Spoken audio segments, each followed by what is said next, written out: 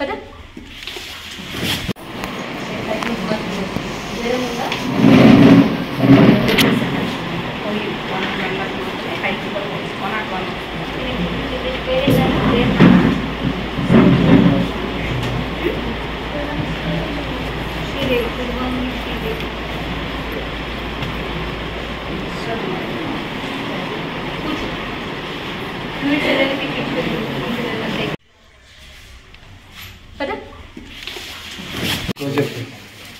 ఎందుకు మరి ఇట్లాంటి కొంటున్నారు?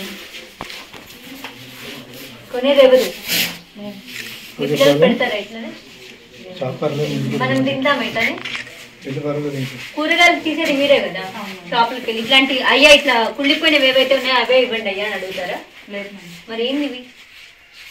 What is this non sense? Administrative కాదు, క్రిమినల్ కేసు పెడతాం పిల్లలకి ఇట్లాంటి ఫుడ్ పెడుతున్నారని చెప్పేసి.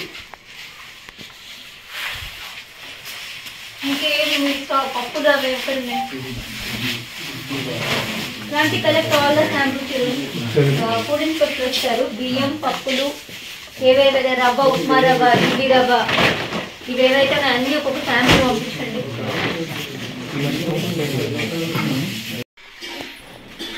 చూసుకునేది ఎవరు? వార్డెన్ ఎక్కడ?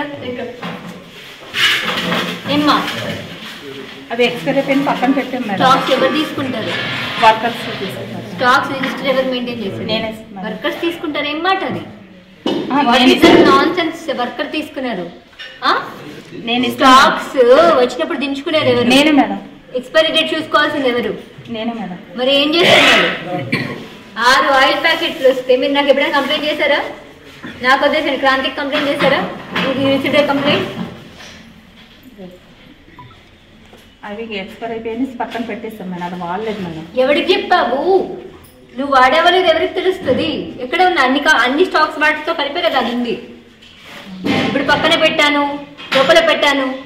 I won't listen this non sense. మీరేం చేస్తున్నారు? ఒక్కొక్కరు ఒక్కొక్క కథ. కేక్ అంటారు, అదంటారు, ఇదంటారు. మీకైనా తెలుసా ఏం జరుగుతుందో? పైకి ఒక్క కథ చెప్పండి, పక్కన వాళ్ళకి ఒక్క కథ చెప్పండి.